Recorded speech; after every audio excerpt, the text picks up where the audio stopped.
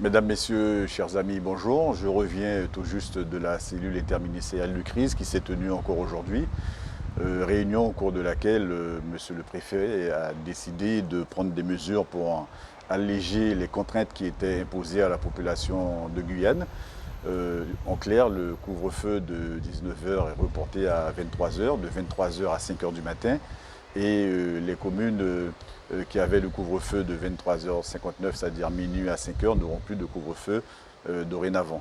Ça, c'est simplement la conséquence de l'amélioration de l'état de santé des Guyanais avec un virus qui circule de moins en moins. Et c'est aussi une décision de pouvoir mieux se coller à la réalité du terrain. Parce que depuis mars 2020, depuis le début de l'épidémie, je n'ai eu de cesse de rappeler qu'il était important, qu'il était nécessaire que les décisions prises en Guyane puissent se coller à la réalité de la circulation du virus sur le territoire de la Guyane et qu'il n'était pas question de copier tout bêtement les mesures qui étaient édictées au niveau national. Donc nous sommes tout à fait dans ce cadre-là et je ne puis que me réjouir de ces décisions qui ont été prises aujourd'hui. Bien entendu, on peut se satisfaire de l'évolution positive, mais en même temps, il faudra que nous restions vigilants parce que ces décisions ne veulent pas du tout dire que le virus ne circule plus. Donc il faudra quand même rester vigilant en respectant toujours les gestes barrières, en évitant de se rassembler de façon trop nombreuse lorsque cela n'est pas nécessaire. Et puis de l'autre côté, nous continuerons à plaider pour que les autorités sanitaires continuent le travail qui a été entamé pour renforcer l'offre de soins sur le territoire de la Guyane.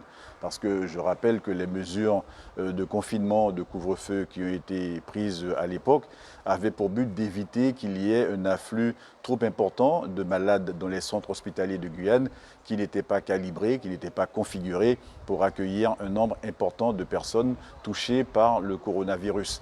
Donc il faudrait véritablement profiter de cette petite embellie pour continuer le travail de recrutement des personnels dont nos hôpitaux ont besoin, pour continuer le travail d'équipement en matériel, d'équipement en chambre de réanimation, pour que dans le cas où il y aurait une nouvelle résurgence de la circulation du coronavirus, eh bien que l'on soit capable d'y faire face sans trop de difficultés.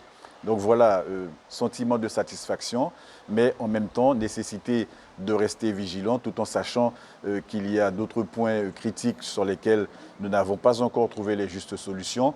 Je pense notamment au contrôle de la frontière entre la Guyane et le Brésil, le passage sur le pont de l'Oyapock qui se fait 2 fois par semaine au lieu d'un nombre beaucoup plus conséquent.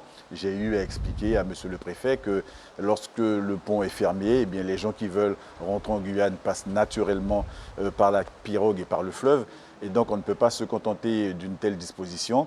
Le président de la République ayant dit au début que nous étions en guerre et que quoi qu'il en coûte, il fallait trouver les moyens de lutter contre ce virus, eh bien il faudra que l'on continue ensemble à plaider pour que les moyens soient mis véritablement à disposition de la Guyane pour lui permettre de mieux protéger ses ressortissants. Voilà, je vous souhaite très bonne continuation et on se dit comme d'habitude à très bientôt. Au revoir.